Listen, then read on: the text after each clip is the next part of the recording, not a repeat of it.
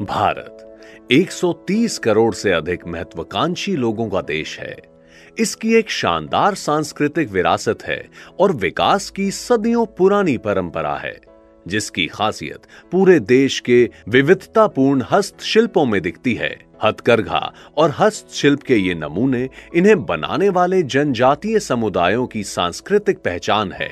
इसीलिए यह जरूरी है कि पूरी दुनिया में इनकी विशिष्टता का प्रदर्शन और प्रचार प्रसार हो। वर्ष 2020 में हमारे देश को आत्मनिर्भर भारत यानी कि भारत को स्वावलंबी बनाने के लक्ष्य से हमारी एकता का मंत्र वोकल फॉर लोकल है। हर भारतवासी को अपने लोकल के लिए वोकल बनना है। सितंबर 2003 geographical indications of goods act 1999 के तहत ज्योग्राफिकल इंडिकेशन के रजिस्ट्रेशन का काम शुरू हुआ। ज्योग्राफिकल इंडिकेशन यानी जीआई उन वस्तुओं के लिए है जिनका उनके मूल स्थान के साथ गहरा संबंध है। इनकी विरासत स्थान विशेष के परिवेश में या फिर उत्पत्ति क्षेत्र के स्वदेशी रीति रिवाजों के साथ विकसित हुई हो। किसी उत्पाद का जीआई पंजीकृत होना यह बताता है कि केवल अधिकृत उपयोगकर्ताओं के रूप में पंजीकृत लोग ही उस उत्पाद के प्रचलित नाम का उपयोग कर सकते हैं। उदाहरण के लिए यह प्रमाणित करता है कि केवल दार्जिलिंग से प्राप्त और उत्पादन के गुणवत्ता मानकों पर तैयार चाय को ही दार्जिलिंग चाय कहा जा सकता है। कुछ अन्य उत्पाद जैसे बस्तर का लौह शिल्प, तिरुपति का लड्डू और नासिक के अंगूर जीआई टैगिंग के उदाहरण हैं। उत्पादों को जीआई टैग देने के 7 चरण होते हैं। चरण 1, आवेदन करें। वस्तु के खास गुणों और उसके रखरखाव की जानकारी देते हुए विस्तृत आवेदन प्रस्तुत किया जाता है। चरण 2 और 3, आरंभिक जांच और परीक्षण। संभावित त्रुटियों के लिए आरंभिक जांच और परीक्षण सलाहकारों का विशेष समूह करता है। चरण 4, स्पष्टीकरण। यदि कोई आपत्ति हो तो रजिस्ट्रार कारण बताओ नोटिस देकर आवेदक को इस मामले में स्पष्टीकरण देने के लिए 2 महीने का समय देते हैं। चरण 5, प्रकाशन। मंजूरी के 3 महीने के अंदर प्रत्येक आवेदन को ज्योग्राफिकल इंडिकेशंस जर्नल में प्रकाशित किया जाता है। चरण 6, सत्यापन। आवेदन के सार्वजनिक क्षेत्र में आने के बाद 3 महीने तक इस पर आपत्ति दर्ज की जा सकती है। इसकी एक कॉपी आवेदक को भेजी जाती है ताकि आपत्ति का खंडन करते हुए आवेदक अपना बयान पेश कर सकें। चरण 7, प्रमाणन।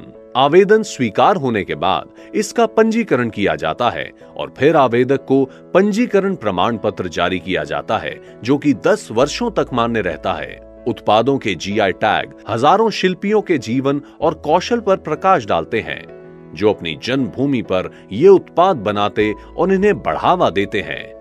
ये कला न केवल अनूठी बल्कि प्राचीन भी होती है। नागा मिर्च 2005 से नागा मुरिच नाम से भी मशहूर यह सबसे तीखी गोल मिर्चों में से एक है, जो कि नागालैंड में उगाई जाती है। भागलपुर सिल्क 1920 से भागलपुर शहर रेशम के उत्पादन और टसर सिल्क के लिए मशहूर है, जो कि कुछ खास और सबसे अनोखे किस्म का होता है। कुल्लू शॉल 1940 से ये हिमाचल प्रदेश के कुल्लू घाटी में रहने वाले कुल्लूवी लोगों की बुनकारी से तैयार शॉलें हैं और यह भेड़ या याक की ऊन से बनाई जाती हैं, जिनकी ज्यामितीय डिजाइन बहुत खूबसूरत दिखती है। ये 8 रंगों तक में उपलब्ध हो सकती हैं। पोचमपल्ली इकत 18वीं सदी से भूदान पोचमपल्ली नाम का बुनकर गांव हैदराबाद से 50 किलोमीटर दूर है और इकत बुनकारियों के लिए मशहूर है, जिसमें बुनकरी की तकनीक टाई एंड डाई है। कोटा डोरिया 17वीं और 18वीं सदी से यह हल्के वजन के फैब्रिक का नाम है, जो कि छोटे छोटे चौकोर बुनाई से तैयार होता है। यह राजस्थान में कोटा के निकट कैथून में पारंपरिक पिटलूम्स पर हाथों से बुना जाता है। बनारसी साड़ी 16वीं सदी से गंगा किनारे बसा है देश का सबसे पुराना शहर बनारस, जिसे अब वाराणसी कहते हैं। बेहद बारीक बुने रेशम से तैयार इन साड़ियों में चांदी और सोने की जरी का काम किया जाता है।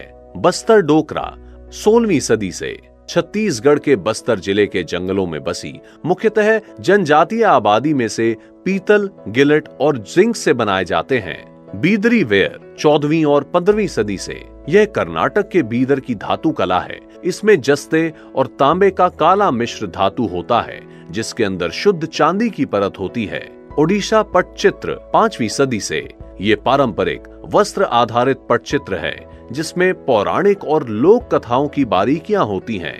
यह मूलतः रीति रिवाजों में उपयोग किए जाते हैं और ओडिशा में पुरी के तीर्थ यात्रियों के लिए स्मृति चिन्ह होते हैं। कोटपद हैंडलूम फैब्रिक 3री सदी से ओडिशा के कोरापुट जिले के कोटपद गांव में मिर्गन समुदाय की जनजातियां बुनकर वनस्पति से रंगे यह फैब्रिक तैयार करते हैं। यह कुदरती रंग इस क्षेत्र में उगने वाले औल के पेड़ से तैयार किया जाता है। ऐसे प्रत्येक उत्पाद के पीछे भारत की समृद्ध संस्कृति, विरासत और भौगोलिक विशिष्टता है। इसीलिए जीआई टैग वाले ये उत्पाद दुनिया के लिए अद्भुत है। अब लोकल होगा ग्लोबल। आपका स्वागत है।